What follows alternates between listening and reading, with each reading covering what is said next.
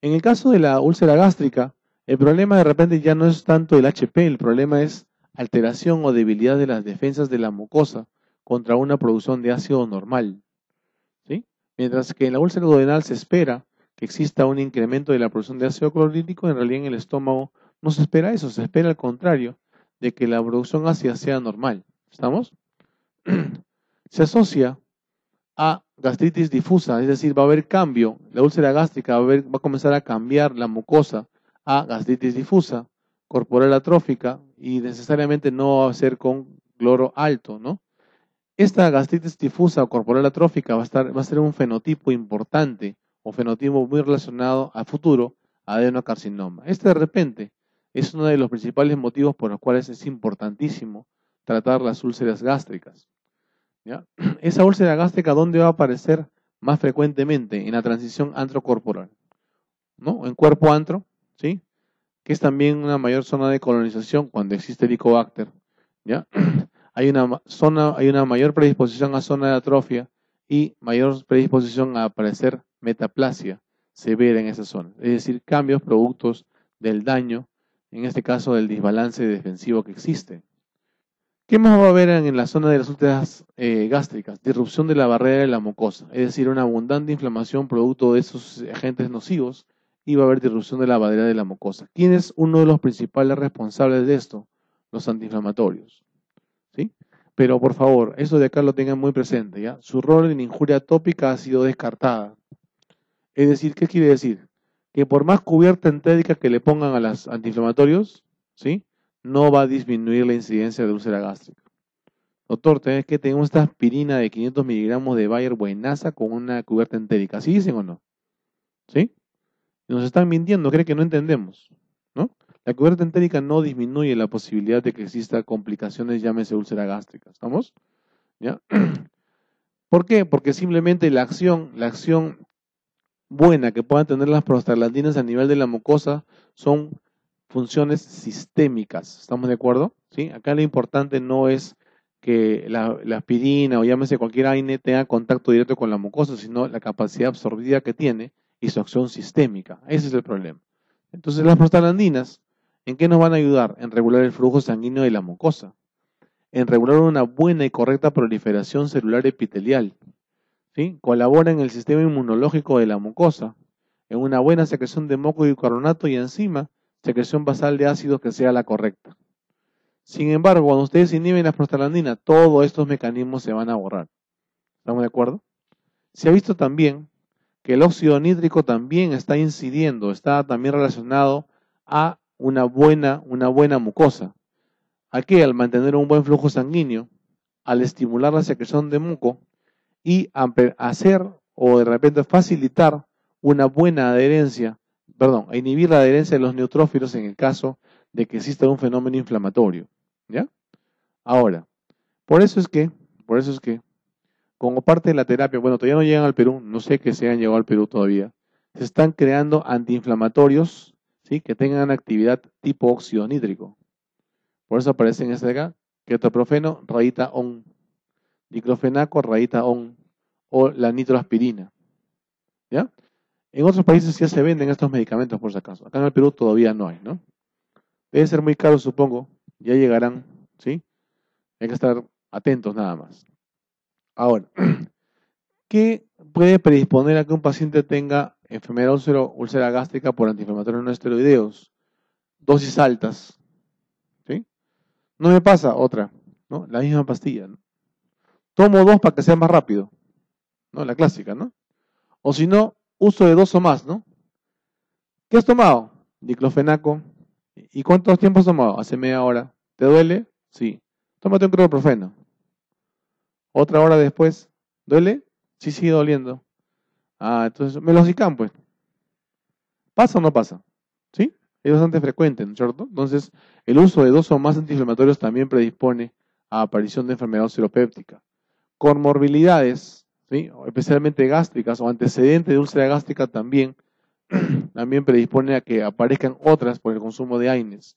Historia de úlceras sangrantes, cotratamiento con corticoides o anticoagulantes, importante, y coinfección con Helicobacter pylori cuando existe, ¿no? Ahora, la aparición de una úlcera por antiinflamatorios no esteroideos a largo plazo, no crean que es muy alta, ¿sí?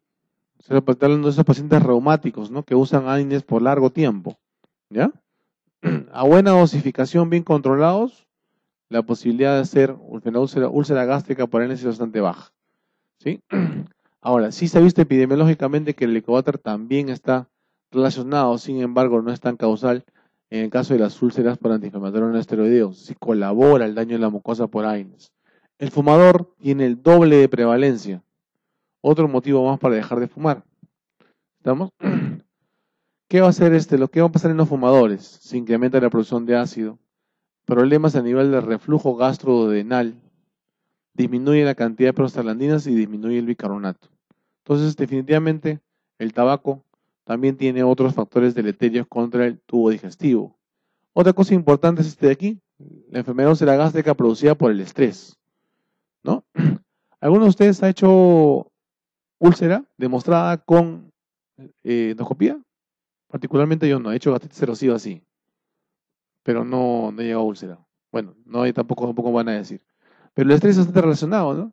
Y nosotros hacemos guardias, ¿no? Trabajas en un lado, te vas corriendo al otro, vienes al team médica, y acá probablemente uno de ustedes se va a su guardia, o viene de guardia o se va a su guardia, ¿no? Entonces, el trabajo diario definitivamente es el mejor factor estresante, ¿no? Bueno, otros tienen otros factores más, pero bueno, ya. Ahora, importante el factor estrés en pacientes que tienen HP negativo y no son consumidores de AINES, ¿no? Entonces, en nuestra historia clínica tiene que ir orientada. ¿Consume AINES? No. ¿Tiene endoscopía anterior? No tengo. Entonces, ahí de nosotros tenemos que incidir un poco en su historia familiar normal, ¿no? Clásico es el trabajo, o si no, a veces no consumen alimentos a sus horas adecuadas, ¿no? ¿No? Toman desayuno y ya no almuerzan y van de frente a la cena, ¿no? Ahí también tienen otro problema. El cuadro es similar en ambos casos, un cuadro de dolor epigástrico, urente, ¿no? Puede ser ardor, así lo califican los pacientes. Puede tener un ritmo horario, puede calmar con los alimentos, ¿sí? Puede irradiarse hacia la espalda o el hipocondrio derecho, y cuando sucede el hipocondrio derecho uno tiene que pensar inclusive en localización cara posterior del bulbo duodenal, ¿ya? Otra cosa, tiene periodicidad, es decir, aparece y desaparece cada cierto tiempo, ¿cierto? Cada cierto tiempo.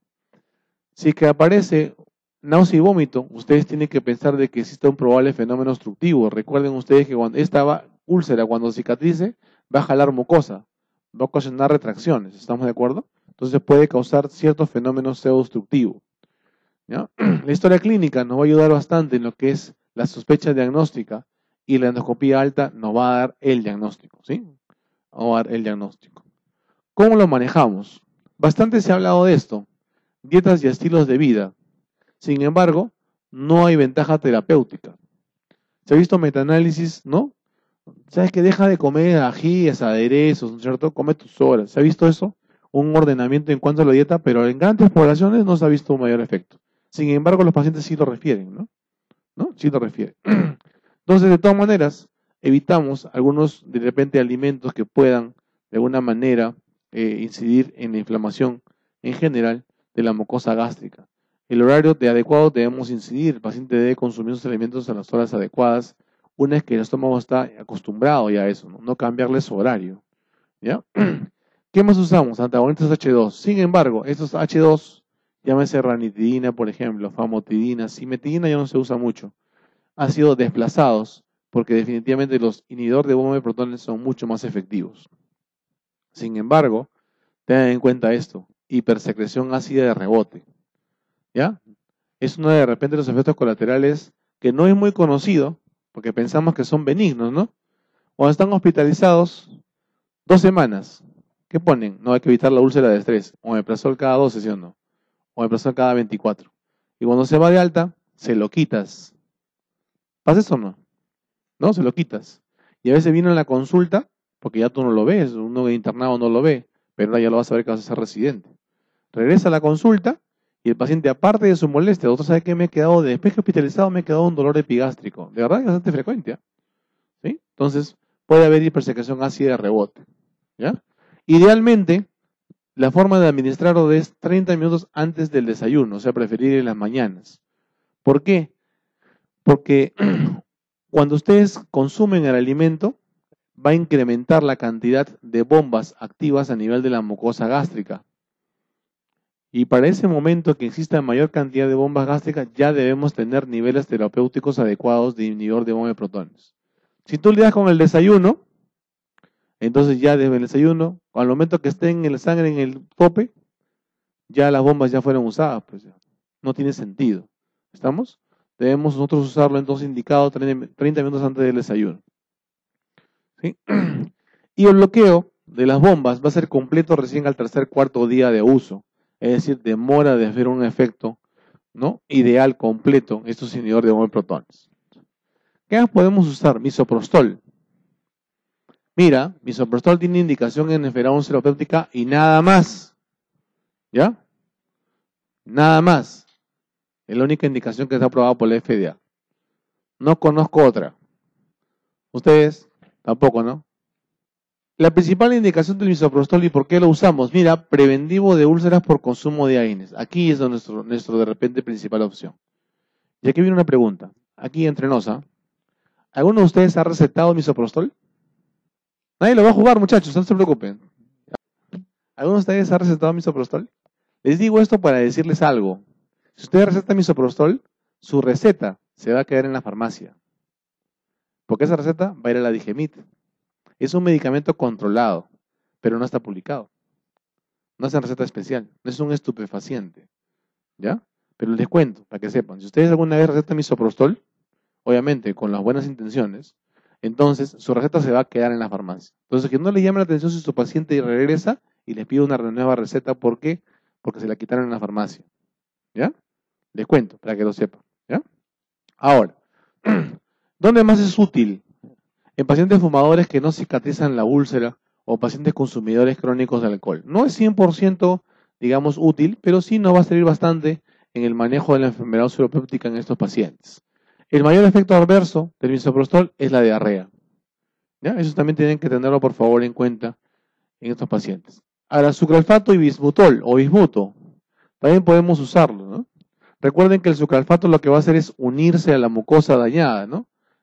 De tal manera que va a hacer como una pequeña capa y va a propiciar una mejor y rápida regeneración celular. De repente es su principal ventaja del sucralfato, ¿no? También podemos usar como preventivo en las úlceras por antiinflamatorios no esteroideos. El bismuto, de repente su principal bemol que tenemos con él es de que si ustedes lo usan por largo tiempo puede producir trastorno en nivel de conciencia, encefalopatía. Por eso es que no podemos usarlo siempre. Otra cosa importante, los dos están contraindicados en insuficiencia renal crónica. ¿Ya? Especialmente el primero, el sucralfato, no debemos administrar en insuficiencia renal crónica. Ahora, con respecto a la enfermedad en sí, ¿cuáles son las complicaciones? Esas tres. Se puede perforar o puede sangrar, obviamente HDA, o puede obstruirse por las cicatrizaciones. ¿Qué es lo más frecuente? Definitivamente de lejos, lo más frecuente es el sangrado. ¿Sabes? El sangrado. Ahora la famosa gastritis. Tengo gastritis, dicen. Acá también vamos a pelear también. ¿No? Es una inflamación histológica, visto y corroborado por histología de la mucosa gástrica. ¿Sí? Va a existir gastritis aguda, gastritis crónica, que es lo que vamos a ver ahora, ¿no? La gastritis aguda puede ser o no relacionado o no al Helicobacter pylori, pero miren, principalmente a gérmenes. Y así el Helicobacter, o de repente ya sea a Mycobacterium tuberculosis, a sífilis o algunos virus, pero siempre está relacionado a los gérmenes. O de repente la mayor parte de las gastritis agudas están asociadas a gérmenes. En caso de la gastritis crónica ya existen algunas clasificaciones, ¿no? Una de ellas es la tipo A, tipo B, que es la que vamos a ver ahora, y unas formas no comunes que algunas de ellas vamos a revisar. Existen factores endógenos y exógenos que van a hacer o predisponer al paciente que presente gastritis. Y de exógenos, las dos primeras son las más importantes. La presencia de Helicobacter pylori y los consumos de antiinflamatorios no esteroideos son los principales factores de riesgo para que aparezca gastritis. Sin embargo, existen otras cosas más. Drogas, alcohol, tabaco, chaquepiña, ¿ya? Y dentro de los factores endógenos, la presencia de ácido, de pepsina, la presencia de bilis, jugo pancreático, de la urea Y la urea es importante en los pacientes que tienen insuficiencia renal, ¿no? La gastritis, gastropatía urémica, probablemente han escuchado ustedes. El estómago se va a defender siempre, ¿no? Va a tratar de defenderse con la finalidad de que no existe inflamación de su mucosa. Existe una barrera preepitelial, epitelial y subepitelial. Y la preepitelial tiene que ver con la producción de moco, bicarbonato y fosfolípidos por las diferentes células que tenemos en la mucosa, ¿sí? En el caso de la parte epitelial, la gradiente eléctrica, la buena capacidad de regeneración o restitución rápida que tiene la mucosa nos va a ayudar a establecer una buena capa epitelial a ese nivel. Transportadores de bicarbonato, prostaglandinas y óxido nítrico que van a colaborar con la producción preepitelial o que existan esos componentes en la zona preepitelial. Al nivel de subepitelio, un buen flujo sanguíneo que van a llevar no solamente nutrientes, no solamente también bicarbonato, sino también leucocitos que propicien una protección contra el daño de la mucosa gástrica. Como ya hemos conversado, en el caso de la gastritis aguda, la causa principal es infecciosa. Sí, ya hemos conversado aparte de eso. Por eso es que el infiltrado inflamatorio es a predominio neutrofílico. Esto por favor subrayenlo, ¿ya? El infiltrado en gastritis aguda es neutrofílico. Vamos a ver que en las crónicas es de otra estirpe celular, ¿ya? Puede acompañarse de pequeñas hemorragias a nivel de mucosa o algunas erosiones, pero no llegan al tamaño de una úlcera, como habíamos visto. Son lesiones pequeñas, múltiples, ¿sí? Múltiples. Si persisten úlceras son menos de 1 centímetro, bastante pequeña, y la ubicación es cualquier lugar, ¿sí? Es decir, puede cualquier parte de la mucosa de manera localizada o de manera en toda la mucosa presentarse este cuadro. Hay dos formas, ¿sí? Una que se llama gastritis erosiva o aguda hemorrágica, probablemente esta es la que ustedes más han visto. ¿De toma que nos copia? Gastritis erosiva, dice, ¿cierto? ¿No? ¿Asociado a qué? Alcohol, aspirina, corticoides, AINES, estrés o estados de shock. Ya que entra lo que es las úlceras de estrés, ¿no? No úlceras de decúbitos, no úlceras gástricas de estrés, ¿no? Y la segunda forma es la forma neutrofílica aguda, que está asociada a Helicobacter pylori. Estas son las dos formas principales de gastritis aguda. La primera es la más frecuente, ¿ya? Por si acaso. Ahora, en la gastritis, si bien es cierto en las gastritis agudas, en la célula de repente predominante es los neutrófilos. Aquí en la gastritis crónica la célula predominante son los linfocitos y las células plasmáticas. Linfocitos y células plasmáticas. ¿Ya? Si en caso tú en la biopsia tú vas a encontrar tanto linfocitos como neutrófilos, entonces hablamos de una crónica reagudizada o una crónica activa. ¿Estamos de acuerdo? ¿Ya? Existen los dos cuadros. Ahora, hay dos tipos importantes. La gastritis no atrófica y la gastritis atrófica. La atrófica A, tipo A, y la no atrófica le tocaría a la tipo B. ¿Estamos de acuerdo? Para que te acuerdes. ¿Ya? La gastritis tipo B o no atrófica está asociada al Helicobacter pylori. Esa como tal, todo en conjunto está asociado al Helicobacter pylori. Y la inflamación es más intensa en el antro que en el cuerpo. O sea, la gastritis no atrófica tipo B principalmente se localiza en el antro gástrico. En cambio, la gastritis atrófica tipo A tiene dos formas que vamos a revisar ahora. Una forma autoinmune, que es la menos frecuente, y una gastritis atrófica multifocal, que es la más frecuente que vamos a revisar. ¿Estamos? Muy bien. Comenzamos con la tipo A. La tipo A habíamos visto que te dividen en dos, ¿cierto? Se dividen en dos. Una de ellas es la gastritis autoinmune, que es la menos frecuente. Se va a presentar en fondo y en cuerpo, principalmente en cuerpo, y mira, existe acloriria. O sea, no está relacionada a producción alta de ácido clorhídrico. Está asociada como buena gastropatía autoinmune o gastritis autoinmune a la producción de anticuerpos. ¿Y quiénes son los anticuerpos que se van a presentar con mayor incidencia? Anticuerpos antifactor intrínseco y anticélulas parietales. Por lo tanto, ¿qué enfermedad va a ser la principal? Anemia perniciosa. ¿Estamos de acuerdo? ¿Sí? En caso de la gastritis autoinmune, está muy relacionada, y eso es siempre un examen, ¿eh? La gastritis autoinmune está muy relacionada a la presencia de anemia perniciosa. ¿Estamos? Si el paciente tiene enfermedad muy avanzada, puede inclusive producir alteraciones a nivel de las células principales. Por lo tanto, va a haber disminución de la cantidad de pepsinógeno, ¿sí? Por lo tanto, disminución de la cantidad de pepsina y disminución de la producción de ácido clorhídrico, ¿cierto? Acuérdate que el pepsinógeno, también la pepsina, es importante en el metabolismo de la B12, ¿no es cierto? ¿Sí? Ahora, los cambios producidos por los fenómenos autoinmunes van a producir metaplasia intestinal, que es de repente una de las características importantes también de la gastritis autoinmune. Va a haber hiperplasia de células neuroendocrinas. Aparte de la aclorridia, va a haber hipergastrinemia, una respuesta normal frente a la clorridia.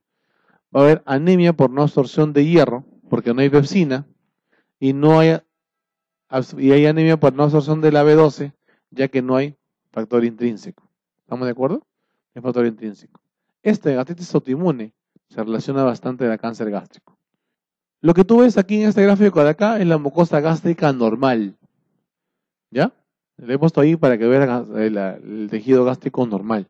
Y aquí vemos cortes a diferentes extensiones en las cuales hay anormalidad, con incremento de las células caliciformes, con presencia de metaplasia, ¿sí? Metaplasia intestinal a nivel de la mucosa gástrica.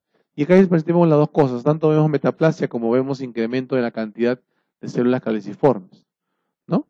Acá también igual, y vemos incremento de las células neuroendocrinas. Esta es una tinción de plata, ¿ya?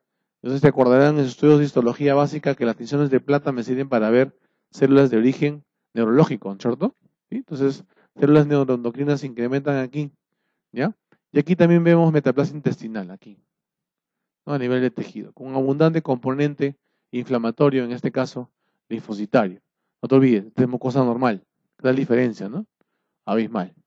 En el caso del segundo tipo, o llamado gastritis atrófica multifocal, también el antro es importantísimo como zona de localización de esta patología. Aquí vamos a encontrar Helicobacter. Presentan bacilos a nivel de la luz intestinal, ¿no? Por eso decimos se asocia Helicobacter. Vamos a encontrar linfocitos, células plasmáticas, neutrófilos, ¿estamos? Puede haber nódulos linfáticos, ¿ya? Los nódulos linfáticos en la lámina propia, obviamente, por las características que tiene de incremento de la cantidad de leucocitos. Y de nuevo, la mucosa normal, ¿sí? La mucosa normal, tú lo que vas a ver es abundante cantidad celular acá inflamatoria, y aquí ves un nódulo, ¿sí? Un nódulo linfoide que ha incrementado al nivel de la mucosa.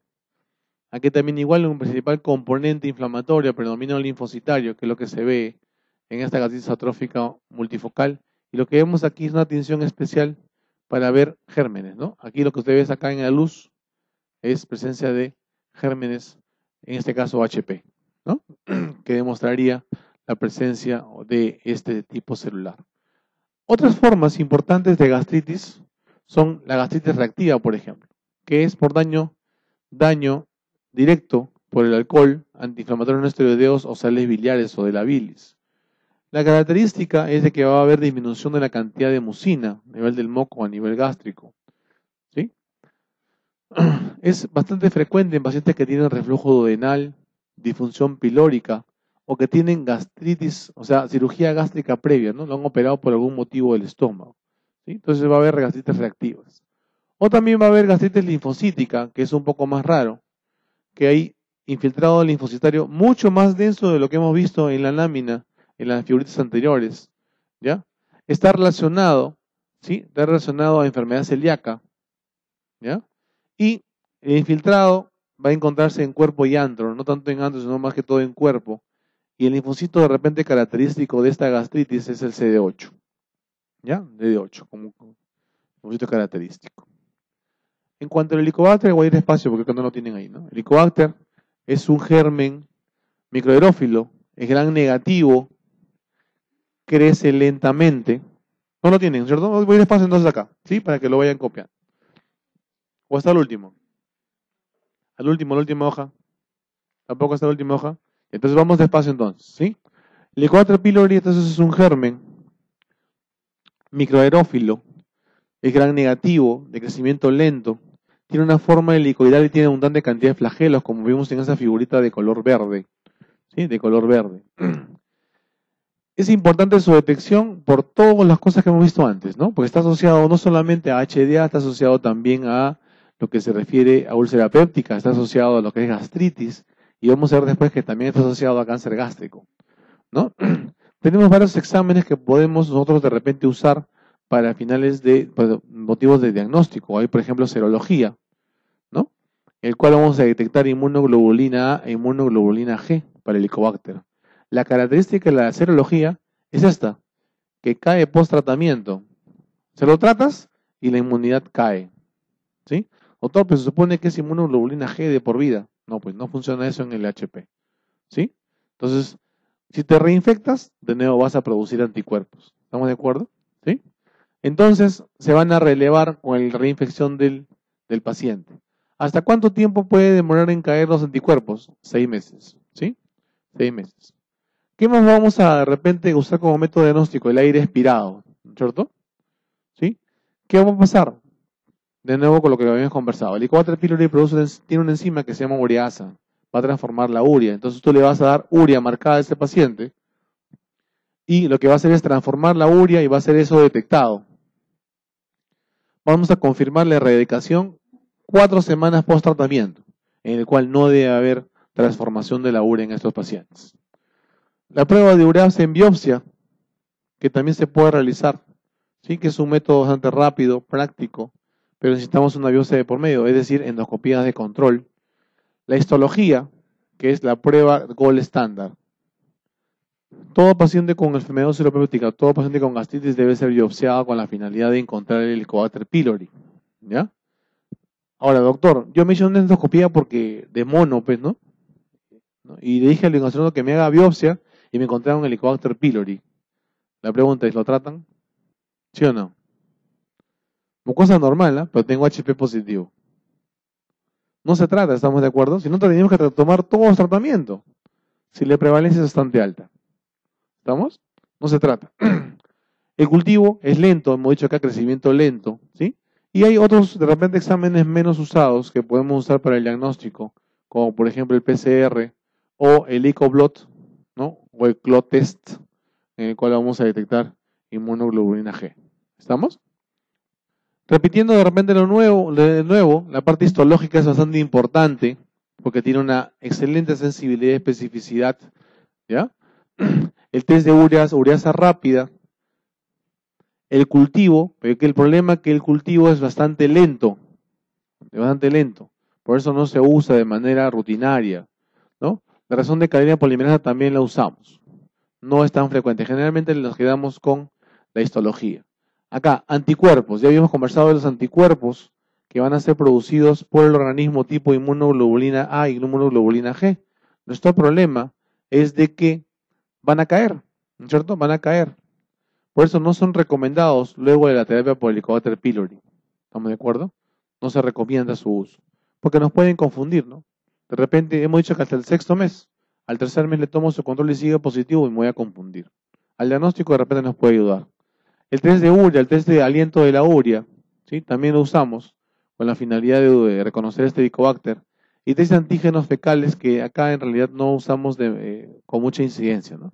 Más que todo usamos en la histología, anticuerpos también, el anticuerpo y el test de urea, ¿no? Y el test de ureasa también lo usamos en nuestro medio. Ahora, indicaciones para el diagnóstico y tratamiento del Helicobacter pylori establecidos, que es lo que a nosotros nos interesa para el examen.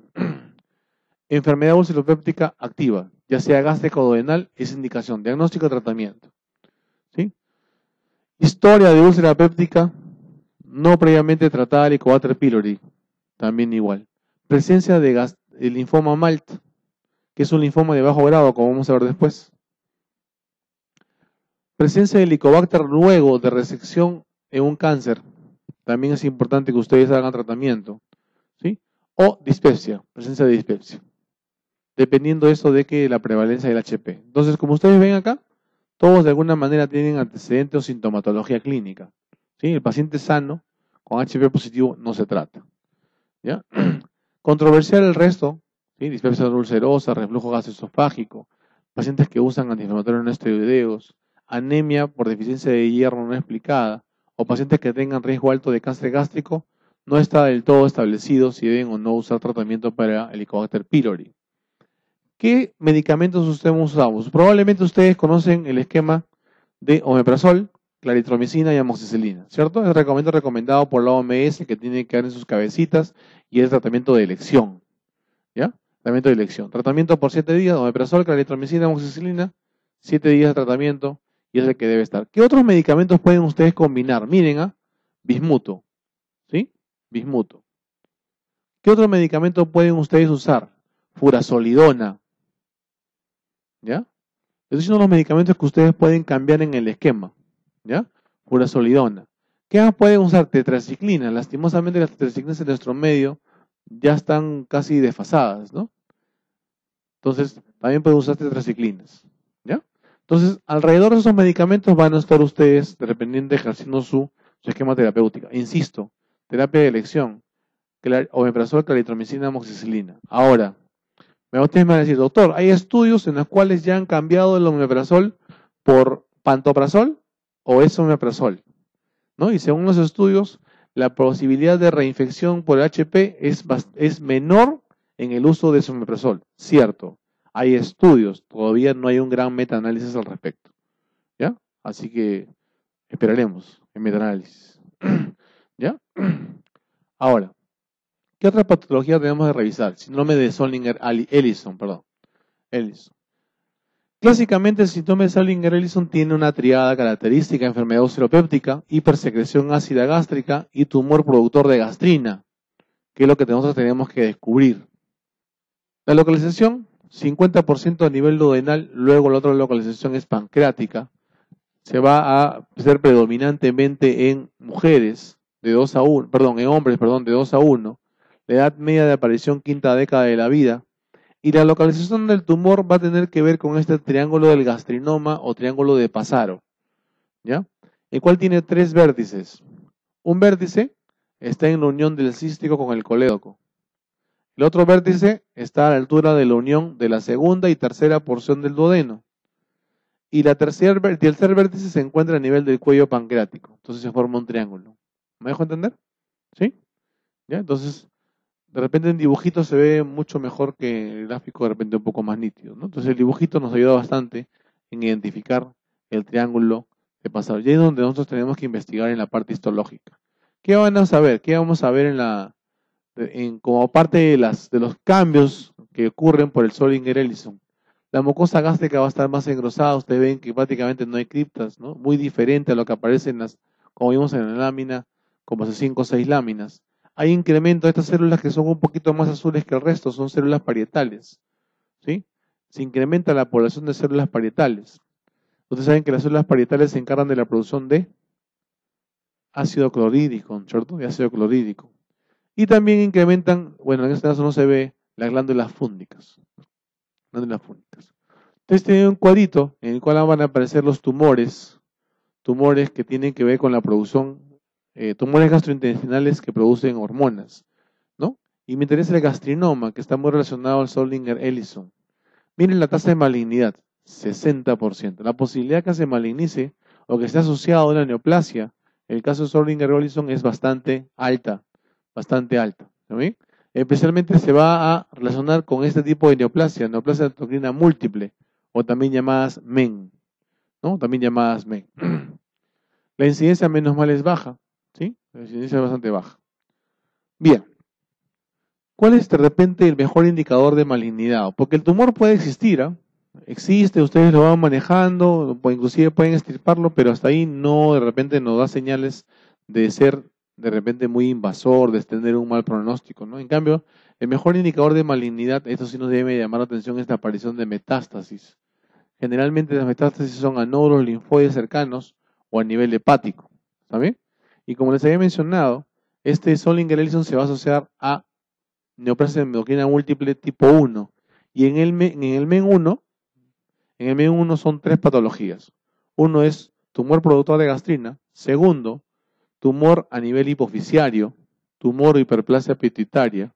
Y el tercero es un tumor relacionado a nivel de la paratiroides.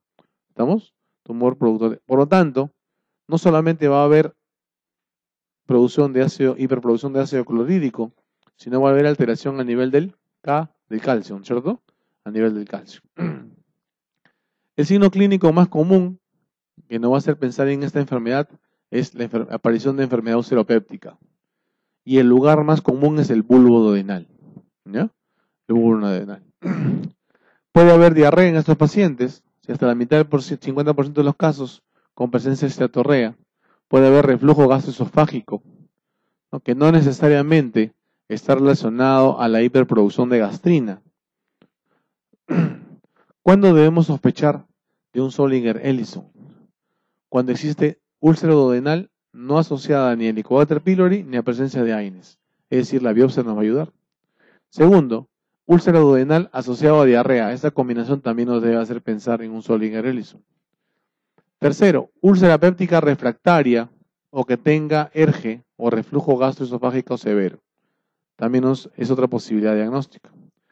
Úlcera péptica recurrente postquirúrgica. ¿Sí? Úlcera recurrente postquirúrgica. Y lo último es úlcera duodenal asociado a la hipercalcemia, ¿no? Porque hay hiperproducción de la hormona paratiroidea, es decir, estaría relacionado, muy relacionado a la presencia de neoplasia endocrina múltiple tipo 1. Muy bien. Entonces, como criterios diagnósticos siempre existe la sospecha, de acuerdo al cuadro clínico.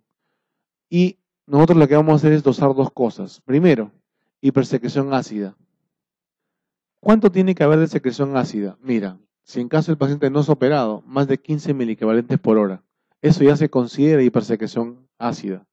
Si el paciente es postgastrectomizado, debe ser más de 5. ¿Está bien?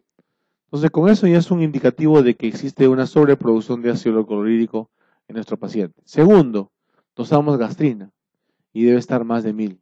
O sea, una hiperelevación porque es menos de 100 inclusive. ¿Ya? Ahora, ¿qué más podemos hacer? Medir el pH. El pH gástrico. ¿Estamos de acuerdo? Medir el pH gástrico. Si el pH gástrico me sale con un valor más de 2.5, no debemos considerar hipersecreción ácida. Es decir, el pH más de 2.5 en algún momento me descarta o me aleja bastante la posibilidad que sea un Zollinger-Ellison. ¿Ya? Otro test que no se usa mucho, pero sí podemos usar es el test de secretina, en el cual normalmente o de repente en otras causas no existe una elevación de los niveles de gastrina, pero en caso del Zollinger-Ellison sí, se eleva la gastrina a más de 200 picogramos por mililitro. Existe una elevación, una estimulación de la producción de gastrina por parte de la secretina. ¿Qué más podemos usar? Octiótride. ¿Por qué? Y está muy relacionado a lo anterior. Habíamos visto en enfermedad ulceropéptica, sí, en que la somatostatina, ¿no? Actuaba a nivel de las células productoras de gastrina, ¿no es cierto? ¿Sí? Es como hace 2-3 temas más. Muy bien, entonces, y la octiótride es un análogo de la somatostatina. Por lo tanto, la célula G tiene que tener receptores para somatostatina. Por eso hablamos de que el octiótride marcado debe ser detectado, nos va a ayudar en el 85% de las localizaciones, tanto del tumor como de la metástasis. ¿Estamos? ¿Ya? Ahora, la ecografía endoscópica nos va a ayudar a detectar el 80% de los casos a nivel gástrico. Y la tomografía, de repente un poquito menos, 50% de los casos. ¿Sí? Entonces, ya imaginamos que cuando tenemos un probable Zollinger-Ellison, tenemos que dosar gastrina. ¿Sí? De repente no vamos a poder hacer ni el pH, ni secretina, ni octótride, pero sí una ecografía endoscópica nos puede ayudar bastante. O una tomografía también nos puede ayudar a establecer el diagnóstico. Entonces, de repente, para no confundirnos mucho, la principal causa de hipergastrinemia con hipersecreción ácida es el síndrome de Zollinger-Ellison. Otra causa importante, pero no es muy frecuente, es la insuficiencia renal crónica. El resto es más raro. Antro gástrico retenido, en el cual hay una obstrucción a nivel antral, que es la otra causa dentro de las raras, es la más frecuente. Y por otro lado tenemos las hipergastrinemias con normo o hiposecreción ácida. Y acá son más conocidas. Anemia perniciosa, gastritis crónica, cáncer gástrico. ¿Sí? Si te preguntan, por ejemplo, alguna enfermedad endocrina, feocromocitoma, hipercorticismo y acromegalia, ¿ya? Entonces, no toda hipergastrinemia va a causar patología con hipersecreción gástrica, ¿ya? Entonces, ahí tenemos un cuadrito diferencial para poder establecerlo. El manejo El manejo es inhibidor de 9 protones, pero no a las dosis convencionales, son a dosis extremadamente altas. Podemos triplicar o cuadruplicar la dosis con la finalidad de que la producción de ácido clorhídrico disminuya a menos de 10 miliequivalentes por hora. Esa es nuestra meta. ¿Ya? Podemos usar 80 miligramos de omeprazol, por ejemplo, cada 12 horas. Es una dosis altísima en realidad. Casi como la hemorragia estivalta.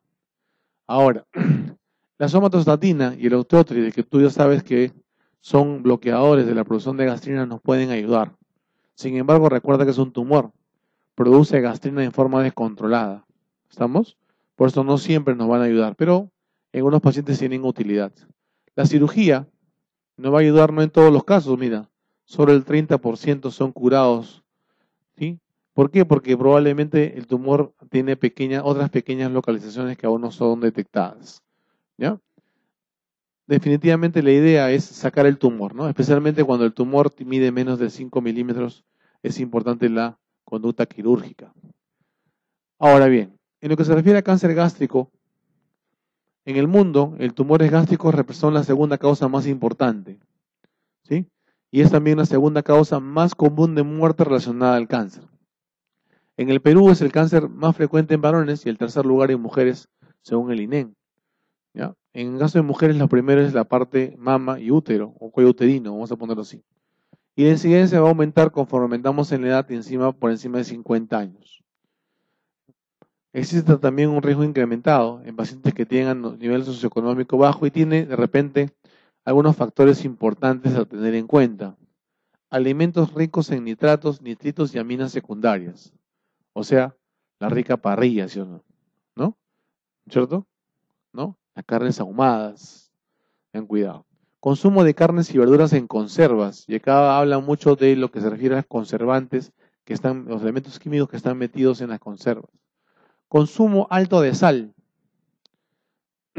La comida peruana, a pesar de lo que diga Gastón Acurio, es extremadamente salada, ¿no? Normalmente dice, según las otras organizaciones, debemos consumir 9 a 10 gramos máximo de sal al día.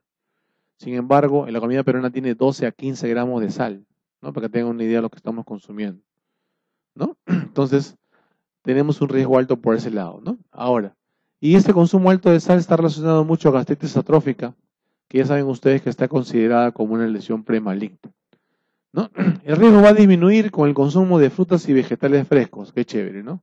Y así también bajamos de peso, ¿sí o no? De pasada.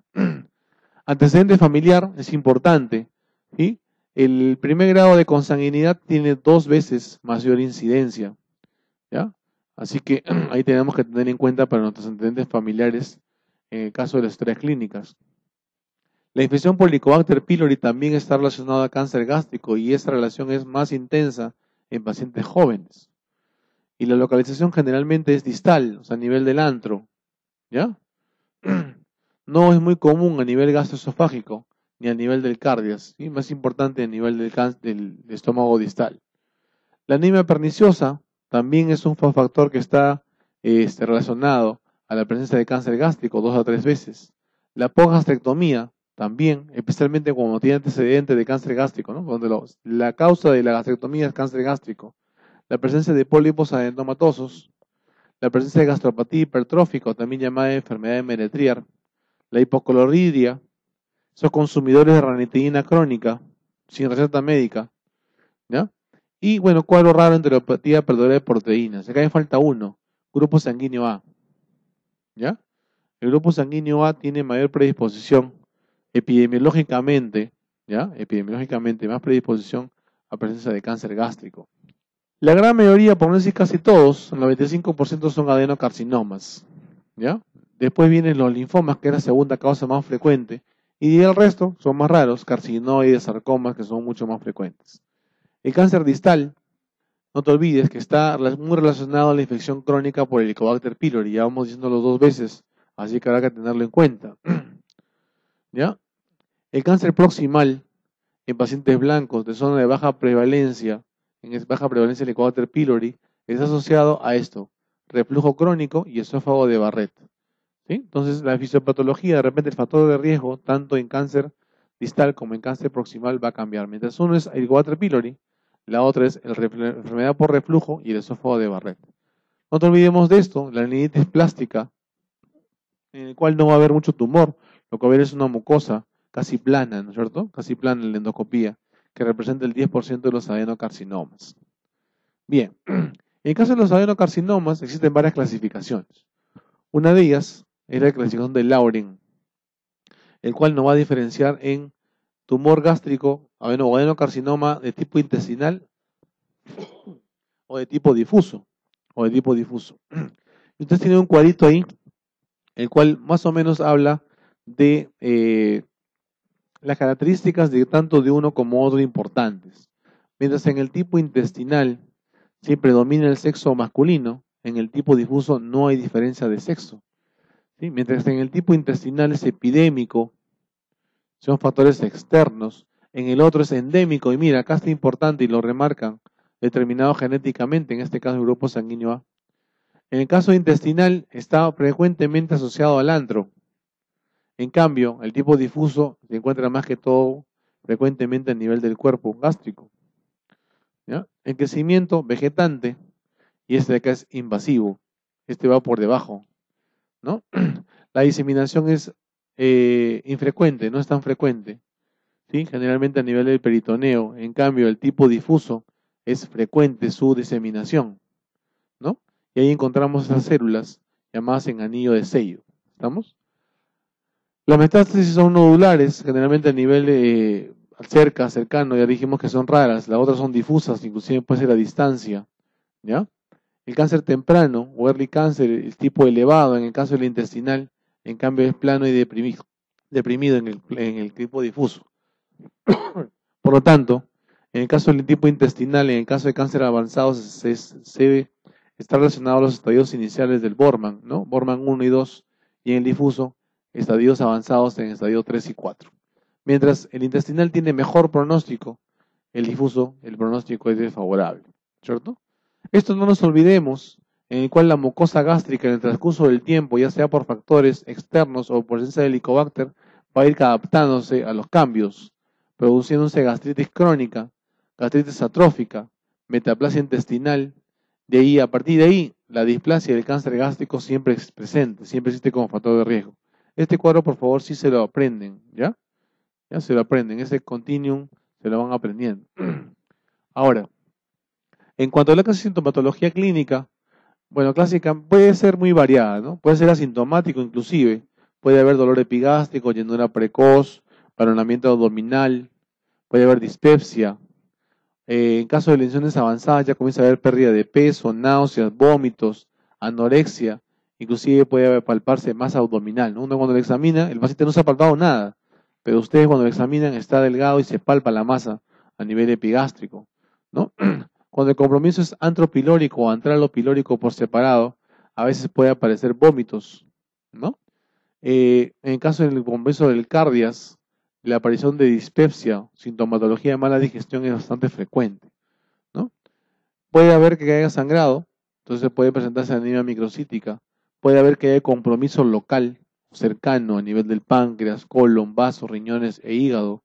La diseminación es linfática, ya aparecen dos nódulos que de repente semiológicamente nos tenemos que acordar. El de Virchow, que es supraclavicular, y el de hermana María José, que es periumbilical, ¿cierto? Periumbilical. Muy bien. La diseminación hematógena también se produce en el cáncer gástrico y principalmente es a nivel hepático, ¿sí? Principalmente a nivel hepático. Cuando tú encuentres un hígado multinodular, investiga el tubo digestivo, ¿sí? Primero endoscopía alta, después endoscopía baja, ¿ya? Eso tiene que dar siempre como mensaje. Pulmón puede ir a huesos, a cerebro, puede ocasionar síndromes paraneoplásicos, ¿no? Que son sintomatología de diferente índole aparte del tumor, acantosis nigricans, o sea, no es potestad de los metabólicos o diabéticos la acantosis nigricans, ¿ya? Trombosis venosa, ¿no? Que se va a producir por el estadio de cáncer mismo y le van a llamar síndrome de Trousseau, ¿no? Que es la asociación de trombosis venosa más cáncer gástrico. Definitivamente para el diagnóstico, el gol estándar es la endoscopía digestiva alta, ¿no? Y siempre existe un número mínimo de biopsias, deben ser 8 biopsias, ¿no? 8 biopsias que de repente es el ideal para el manejo de los tumores gástricos. La tomografía nos va a ayudar tanto para el diagnóstico, ¿no? Para ver la extensión tumoral, como para ver el estadiaje, ¿no? Si hay metástasis o no hay metástasis, si hay presencia de adenopatía, nos va a ayudar. La ecografía endoscópica nos va a ayudar de repente a delinear un poco la pared gástrica y de esta manera ver estadios precoces del cáncer, ¿sí? La clasificación y el estadiaje se va a usar generalmente el TNM y la supervivencia va a variar de acuerdo al tipo del estadio que tengamos. Mientras el estadio sea más severo, la posibilidad de supervivencia es menor. Mientras en cáncer temprano tenemos un 90% en el tipo 0, vamos a ver ahora 0, en el 1A o en el estadio inicial, 80% y así poco a poco vamos a ir bajando como ustedes ven acá. En general, la supervivencia a 5 años 28% y a 10 años 20%, bien cuidaditos, ¿no? Bien cuidaditos. Entonces ven la clasificación ahí, el T, el N y el M, ¿cierto? Lo que llama la atención es que no hay M1, porque las metástasis a distancia son más raras, generalmente son locales. Habíamos conversado pulmón, que está cerca, hígado está cerca, ¿sí? Muy raro es encontrar a nivel cerebral, por ejemplo, metástasis. ¿Estamos? Entonces ustedes tienen el estadiaje aquí, ¿no? Mientras acá tenemos N1 y N0, es decir, ganglios no infiltrados o ganglios que están a una distancia menor de 3 centímetros, o sea, son ganglios que están bien cerquita. En cambio, en el estadio 2, la diferencia va a ser el tumor que sigue siendo pequeño, los nódulos que siguen siendo alrededor o no existen. En cambio, cuando ya son lejanos, hablamos de clasificación estadio 4. O sea, cuando tienen un paciente con cáncer gástrico, con un nódulo de María José o de Virchow, ya es un estadio 4. ¿Estamos? Estadio 4. El manejo definitivamente, el fundamento del manejo del tumor gástrico es la cirugía. La idea es que ustedes lleguen a la parte quirúrgica de producir y a hacer la gastrectomía, ¿no? Sin embargo, a veces, 2/3 de pacientes no se pueden beneficiar, ¿no? Porque el tumor no lo detectan a tiempo y entonces no solamente cirugía y debemos hacer radioquimioterapia, ¿sí? Radioquimioterapia. La radioterapia nos ayuda, sin embargo hay pacientes que son resistentes y ahí sí, de repente el supervivencia se va a ensombrecer. En el caso de la quimioterapia nos ayuda, disminuye la masa en un 15% de los casos, ¿sí? Pero sin embargo, a pesar de disminuir la masa, el efecto sobre la supervivencia va a ser nulo, al igual que la radioterapia, ¿sí? O sea, si el cáncer de estómago es irresecable, la supervivencia, el porcentaje de supervivencia va a ser el mismo, no va a cambiar. Otro tipo de tumores importantes es el linfoma, y hemos conversado de que el linfoma gástrico es la segunda causa de cáncer gástrico. Su incidencia va a aumentar con la edad. El estómago, es el lugar extranodal más común. Ustedes recordarán que los linfomas tienen localizaciones nodales y extranodales, ¿no? De las nodales, el estómago es la más común, las extranodales. Los linfomas primarios, en casi 50% son de origen gástrico, esto reforzamos la primera idea. La sintomatología no tiene por qué cambiar, es básicamente similar que el adenocarcinoma. Hay sangrado en el 20% de los casos. Y ante la sospecha, la biopsia debe ser profunda. Y acá viene el término de repente que han escuchado ustedes, biopsia sobre biopsia, ¿no? Toman una biopsia de mucosa y sobre ese mismo lugar cruento toman una segunda biopsia. La tomografía nos va a ayudar mucho en el nivel del estadiaje. Y en cuanto a lo que es el tipo celular, la gran mayoría es linfoma no Hodgkin, a células B, histocítico difuso, que es el tipo de linfoma más frecuente. Eso remárquenlo por favor, porque también es importante que lo tengan en cuenta. La clasificación ya no es de repente con el TNM, la clasificación es con la clasificación de Ann Arbor, que ustedes recordarán que tiene que ver de 4 estadios, ¿no? 1, 2, 3 y 4. El estadio 1 significa de que está acompañado de nódulos en ese lugar, en un mismo lugar, cerquita. Puede ser de que de repente los nódulos estén acompañados de otros cercanos, pero siempre o infradiafragmáticos o supradiafragmáticos. Ese es el estadio 2. El estadio 3 es lesiones nodulares supra-infradiafragmáticos. De repente comenzaron arriba, pero ahora también están abajo. O de repente comenzaron abajo y ahora también están arriba. Y el estadio 4 se refiere que hay compromiso del vaso y del hígado. ¿Estamos? ¿Ya? Entonces, esa clasificación también usamos en lo que es la clasificación del linfoma gástrico. Ahora, la supervivencia miden a 5 años, en general 50%. Sin embargo, en estadios precoces 80%, ¿no? Si tenemos un estadio 1, la posibilidad quirúrgica es importante. En cambio, en el 2, 3 y 4, la quimioterapia, caballero, nomás, es lo que nos va a ayudar, ¿ya? Otros tumores importantes son los maltomas, que es un subtipo especial del linfoma gástrico. ¿Y por qué es importante? Porque es un linfoma de células B, igual que el anterior, pero es de bajo grado. Otra cosa importante que está asociado al Helicobacter pylori, ¿sí? De manera crónica. Es decir, existe una relación bastante estrecha entre los maltomas y el HP, a tal punto de que si el Helicobacter pylori es erradicado, el tumor puede regresionar. ¿Sí? Está asociado entonces al linfoma. Es decir, también podemos colegir también de lo mismo esto. La infiltración es el predictor de la respuesta a la terapia, ¿no? Mientras más infiltrado esté, probablemente la respuesta va a ser un poquito menor, pero igualito nos van a ayudar. Si es que no hay respuesta, ¿sí? O sea, si no hay regresión del tumor o el tratamiento por el Helicobacter pylori, la cirugía, quimio y radio nos pueden ayudar también a ese tipo de tumor, ¿ya? El otro es el carcinoide, que es el 0.3% de los tumores gástricos, es otro más raro inclusive. La localización más importante es en el cuerpo gástrico. Puede ser simple, uno solo, puede ser múltiple. En la endoscopía ustedes van a encontrar cualquier tipo de lesión, ya sea una úlcera, pólipo o masa. Recuerden que los carcinoides van a producir serotonina, ¿cierto? Serotonina, que es una sustancia vasoactiva, ¿no? En general, de todos los carcinoides, el 2-3% son gástricos, ¿no? No es tan frecuente, ¿no? No es tan frecuente. Ahora, en cuanto a lo que es sintomatología, la gran mayoría son asintomáticos. La persona no le hace caso y uno lo descubre de casualidad. Usualmente el descubrimiento es accidental. Pero cuando hay sintomatología, va a producirse dolor epigástrico, sangrado, que son síntomas generales, y producimos estos, síntomas vasoactivos. El paciente se pone rojo, ¿no? Hace diarrea y se pone rojo, ¿no? Que son las características justamente del síndrome carcinoide. Puede estar asociado a anemia perniciosa, gastritis atrófica y a Zollinger-Ellison. Porque secundariamente va a haber un aumento de la gastrina. ¿Qué hacemos? Detectamos el tumor y una vez detectado, resección endoscópica, siempre y cuando el tumor sea menos de 1 centímetro. ¿Cuándo es la opción quirúrgica?